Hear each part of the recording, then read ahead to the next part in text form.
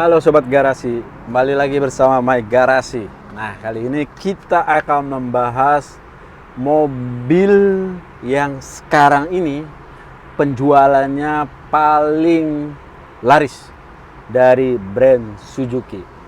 Ini tergolong mobil yang terbaru ya, karena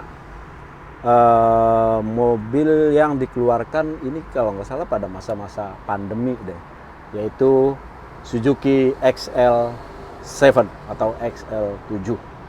Nah, Suzuki XL7 ini atau XL7 ini terdiri dari 3 varian.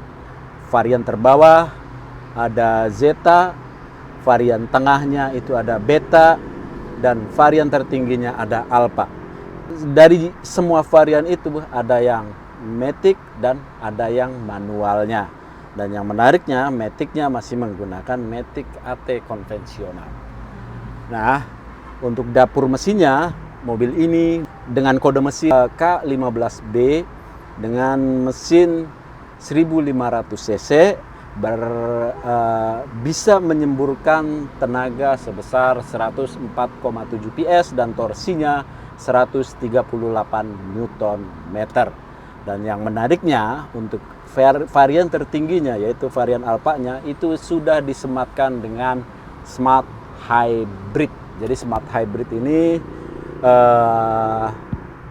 ya mobil yang sudah ada baterainya gitu, kayak mobil-mobil listrik, tapi ini semi. Jadi kegunaannya adalah untuk biar lebih responsif karena ada dorongan dari baterainya, dan tentunya juga kalau misalkan ada macet-macetan, misalkan kita berhenti lagi di lampu merah, nanti mesin konvensionalnya mati, nanti yang nyala itu hybridnya atau si Smart Hybrid tersebut. Nah, menarik. Kali ini saya lagi berada di interior atau dari bagian interior dari seri tertingginya, yaitu Suzuki XL7 Alpha Hybrid yang two tone color. Karena ada dua juga, ada yang single tone, ada yang two tone color. Nah, untuk yang two tone color ini, teman-teman, NIK 2025 harga cash dibanderol dengan harga 285 jutaan. Menarik, murah ya. Dari harga OTR 309.200.000. Nah, teman-teman sudah bisa ngitung berapa kira-kira diskon yang didapat oleh teman-teman ketika pembelian cash. Nah, untuk perhitungan kreditnya nanti ada di deskripsi video ini. Nah, langsung aja teman-teman, kita akan bahas bagian interior dari Suzuki XL7 yang Alpha Hybrid ini. Yuk. Nah, untuk tampilan dashboardnya menarik ya. Untuk tampilan dashboardnya dia belum ada soft touch. Di sini sudah ada airbag kanan kiri, bagian penumpang dan bagian driver. Untuk di bagian setir. Terus untuk tampilan dashboardnya menarik juga ya. Banyak variasi-variasi yang tertempel di sini. Di sini sudah ada panel wood deh. Iya, panel wood lah ya, jenis-jenis panel wood. Dia dikombinasikan juga dengan list yang berwarna silver. Menarik teman-teman. Nah, ini untuk semburan AC-nya ada 4. Di sini juga untuk fokus ke penumpang, dan yang di sini di driver juga di sini dan di bagian ininya. Untuk teman penyimpanan dia masih belum soft touch tapi lumayan terhitung luas. Terus juga untuk di bagian head unitnya. Untuk head unitnya dia sekitar 8 sampai 9 inci. Sudah bekali dengan Android Auto dan Apple CarPlay, walaupun misalkan masih mirroring, tapi menarik teman-teman. Terus juga fitur-fitur lainnya, misalkan ada multimedia, disupport juga dengan Bluetooth. Nah, terus untuk di bagian AC-nya. Bagian AC-nya dia sangat menarik, dia untuk tampilannya sudah digital. Dan yang paling spesial dari Suzuki itu selalu ada heaternya. Jadi bukan hanya pendingin, tapi juga ada pemanasnya.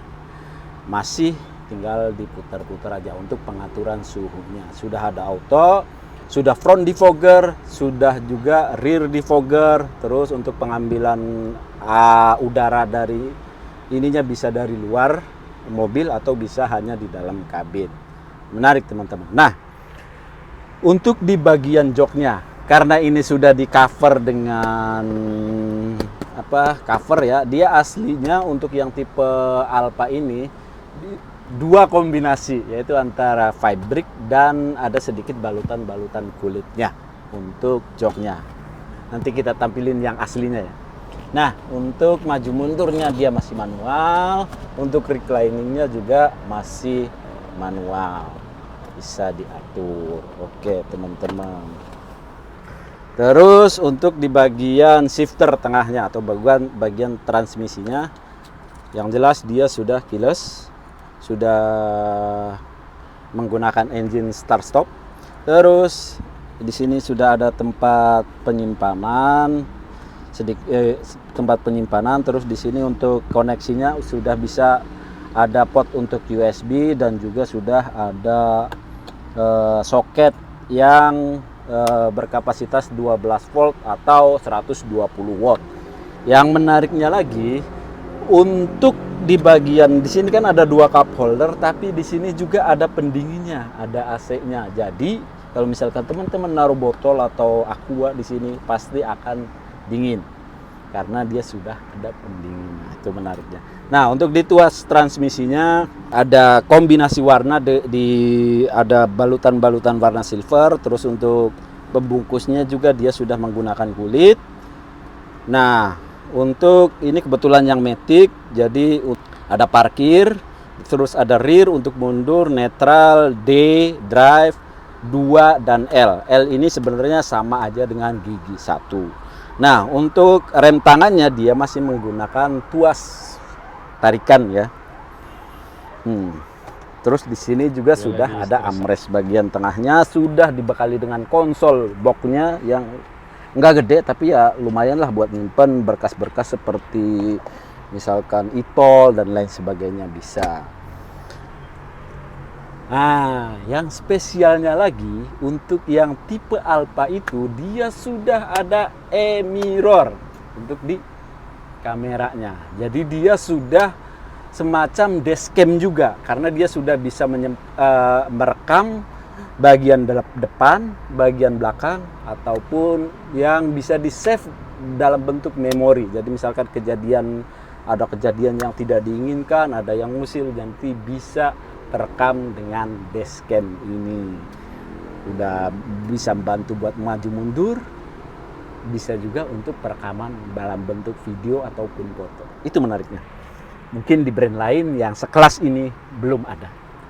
Oke, kita langsung ke bagian driver. Ini untuk di bagian drivernya. Untuk di bagian drivernya, untuk kursinya dulu atau untuk joknya dulu. Maju mundurnya masih manual. Terus untuk recliningnya juga masih manual. Tapi di sini ada tambahan untuk naik turunnya joknya. Jadi bisa dinaikin atau bisa diturunin. Tapi masih manual juga. Nah, untuk di setirnya dia sudah dikombinasikan dengan kulit untuk bagian atas kulit. Terus di sini sudah ada modifikasi yang lumayan. Jadi nggak bulat setirnya. Terus di sini sudah ada warna abu-abunya. Jadi dua warna, list kecil yang warna abu-abu bikin setirnya terkesan lebih elegan. Nah, untuk tombol-tombol yang ada di sininya dia sudah ada cruise controlnya ya, sudah XL7 yang terbaru itu sudah ada cruise controlnya. Terus di sini juga ada audio steering switch-nya yang bisa terkoneksi dengan head unitnya. Nah, untuk bagian MID-nya masih ada campuran antara yang analog dan yang digital. Jadi kanan kiri untuk RPM, odometer dan tachometernya dia masih analog. Terus yang tengahnya untuk informasi average dan lain sebagainya sudah digital. Untuk bagian kelampuan dia sudah auto, sama untuk bagian wiper belum ada autonya. Pengaturan setirnya dia sudah tilt steering tapi belum teleskopik. Menarik. Di sini juga bisa menerima telepon. Di sini ada tombol, ada pengaturan Bluetooth yang bisa langsung juga. Terus untuk di bagian ini bisa leveling lampunya, jadi bisa diatur lampunya tingkat pencahayaannya mau sampai 5 klik. Terus udah untuk fitur keamanannya dia sudah ada untuk di pengereman, ABS, ABD, brake assist, vehicle stability control, terus ada anti mundurnya juga ketika mobil lagi jalan di tanjakan.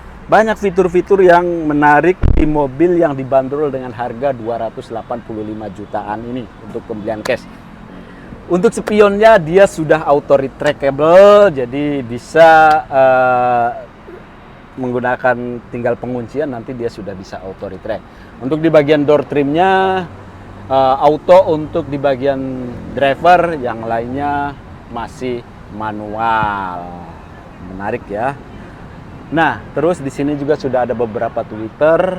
Ini di pintu driver dan pintu penumpang untuk bagian depan. Menarik sekali teman-teman, mobil ini menurut saya di samping kenyamanannya yang oke, mobil Suzuki selalu terkenal dengan suspensinya yang lembut.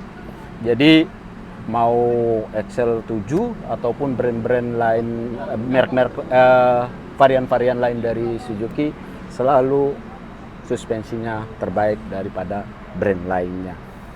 Itu aja kali teman-teman yang bisa kita review singkat ini. Semoga teman-teman yang tadinya mau mengincar si XL7 untuk dibeli jadi lebih meyakinkan untuk beli mobil ini. Itu aja. Apabila ada kritik dan saran tinggal tulis di komentar. Apabila ada mau saran untuk review interior mobil apa lagi tinggal tulis saja di komentar. Thank you for watching.